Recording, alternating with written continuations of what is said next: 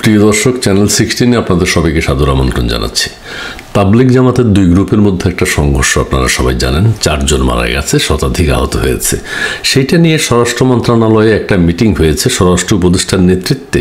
কিন্তু আমি ভিডিওটা দেখেছি এবং অনেকেই দেখেছেন হয়তো, কিন্তু স্বরাষ্ট্র উপদেষ্টা কে, মানে আমাদের স্বরাষ্ট্র উপদেষ্টা কোনজন ঠিক আমি বুঝতে পারিনি এই বক্তব্য থেকে। আপনারা যদি বুঝে থাকেন একটু জানাবেন প্লিজ। ভিডিওটা আমি দেখাই। আমার ভাইয়েরাই আজকের ভিতরেই তারা একটা কেস করবেন, মানে এই যে 4 জন হত্যা হয়েছে তাবলিগ সাতপন্থীরা ইস্তেমা করতে পারবে। ভাই একটা কিন্তু জিনিস খুব সুন্দর বলছেন, তাদের ভিতরে কিন্তু একটা আলোচনা হচ্ছে যে পন্থীগুলি এক করে, আপনারাও চাচ্ছেন সবাই এক হয়েছে, তারা যদি আবার আলোচনা করে তারা একটা সমাধানে আসতে পারে। সরকারের অবস্থান সরকার টাইম বাবা তো ভাইয়ের আলোচনা করবো।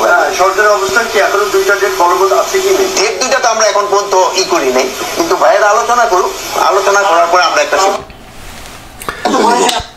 এই সব ভাইয়েরা আলোচনা করবে। অবাক কাণ্ড। স্বরাষ্ট্র উপদেষ্টা নিশ্চয়ই আপনারা একটা বিভ্রান্তিতে পড়ে গেছেন। পাশে যিনি বসা আছেন তিনি অত্যন্ত গম্ভীর ভাব গাম্ভীর্য নিয়ে বসে আছেন।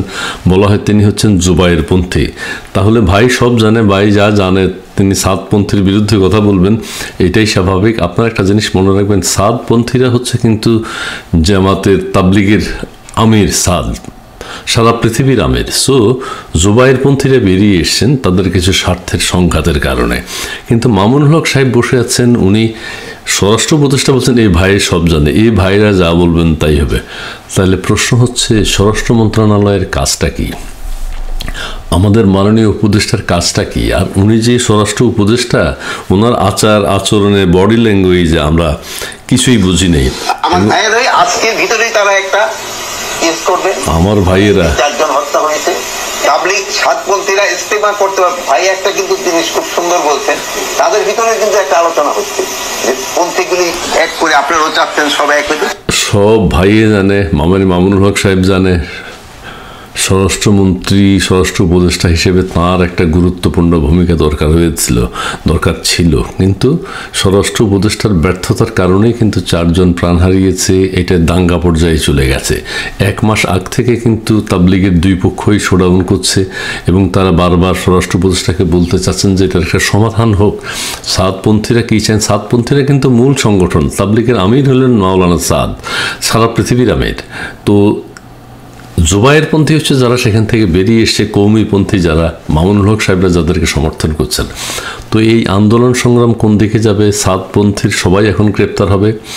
যারা যারা আন্দোলন করেছিল, যারা যারা ইস্তেমার কথা বলেছিল যে সাতপন্থীরা আগে তাবলিগ করতে চায়, বিশ্ব ইস্তেমা করতে চায়, এখন তারা সবাই গ্রেপ্তার হচ্ছে। অলরেডি গ্রেপ্তার কার্যক্রম শুরু হয়ে গেছে। সো মামুনুল হক ভাইয়েরা যেটা চাইবেন সেটাই হবে।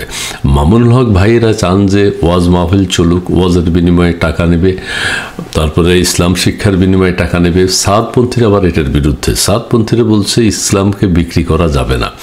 যাই হোক, আমাদের এই ব্যক্তিত্বহীন, আমি বলবো না, এই স্বরাষ্ট্র মন্ত্রণালয়ের তিনি সেনাবাহিনীতে নাকি কাজ করেছেন। সেনাবাহিনীর কি অবস্থা ছিল আপনারা নিশ্চয়ই বুঝতে পেরেছেন। তার কথাবার্তা শুনে বোঝা যায় তিনি একজন যে